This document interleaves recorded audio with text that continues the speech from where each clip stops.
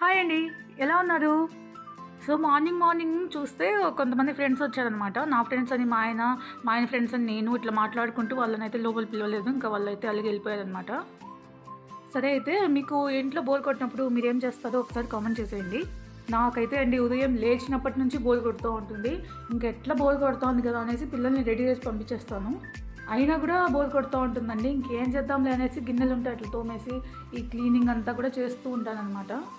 సరే ఇంకా క్లీన్గా కాకుండా ఎట్లా అట్లా చేసేసామనుకోండి, టైం అంతా ఊరికే మిగిలిపోతుంది కదా.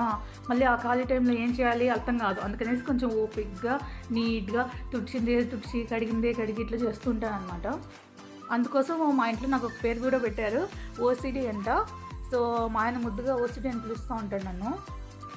అయినా నాకు తెలియక అడుగుతానండి, మనం మామూలుగా రియాలిటీ షోస్ చూస్తుంటాం కదా, మన ఇంట్లో దానికన్నా ఏమైనా తక్కువ ఉంటుందా చెప్పండి మన ఆడవాళ్ళకి?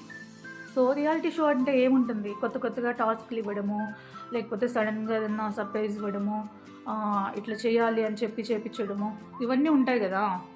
సో మన ఆడవాళ్ళకైతే రోజు ఇంట్లో రియాలిటీ షోనే కదా. సడన్గా గెస్ట్స్ రావడము, పిల్లలు కొత్త వంటకాలన్నీ చేయి మమ్మీ అని అడగడము, మనం అన్నీ నేర్చుకొని చేయాలి. అప్పుడు పాలు పొంగిపోతే క్లీన్ చేయడము, ఇట్లాంటి టాస్క్లన్నీ ఇవన్నీ చాలా కామన్. నాకు అట్లా టీవీలో చూస్తూ ఉంటే కామెడీగా అనిపిస్తుంది. ఏంటి వెళ్ళిపోయి అక్కడ ఏం చేస్తారు, మనమే చేస్తాం కదా ఇంట్లో డైలీ అన్నట్టు.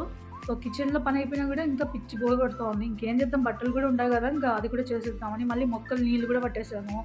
ఇన్ని చేసిన తర్వాత కూడా మళ్ళీ బోర్ కొడుతూ ఉంది. సరే ఇంకా మళ్ళీ ఏం చేద్దాం అనేసి ఇంకా మార్కెట్కి వెళ్ళాను అనమాట.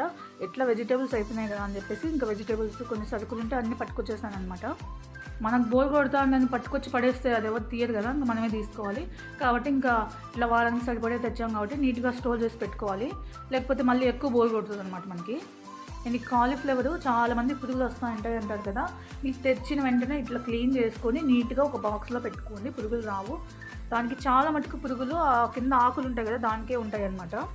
సో నార్మల్గా కట్ చేసి అట్లా పక్కన పెట్టేయండి. చిన్న పీసులు ఏం అవసరం లేదు. మీరు కూర వండుకునేటప్పుడు అంటే మీరు అప్పుడు ఏం కర్రీ చేస్తారో మీకు ఇప్పుడే తెలియదు కాబట్టి అప్పుడు దానికి తగ్గట్టు కట్ చేసుకోవచ్చు అనమాట. ఇట్లా బాక్స్లో వేసి మూత పెట్టండి, లేకపోతే ఫ్రిడ్జ్ అంతా కంప కొట్టేస్తుంది. ఏంటో అండి ఇట్లాంటి చిన్న పనులు ఎన్ని చేసినా కూడా నాకైతే ఇంకా బోర్ కొడుతూనే ఉంటుందన్నమాట. మళ్ళీ ఆలోచిస్తూ ఉంటాను ఇంకేం చేయాలి అని చెప్పేసి. అట్లాంటప్పుడు ఇంకా ఇల్లు డస్టింగ్ చేయడము, ఈ బాత్రూమ్లు కడగడము, మోప్ వేసుకోవడము, ఇట్లా ఇవన్నీ కూడా చేస్తూ ఉంటాను. ఇంకా టైంపాస్ కోసం ఏదో ఒకటి చేయాలి కదా. సో ఇదైతే ఆనియన్స్ పక్కన పెట్టుకుందాం, మనం ఎట్లా గార్డెనర్ కూడా కాబట్టి ఇంకా అవి నాటుకొని మొలకలు తెచ్చుకోవాలి.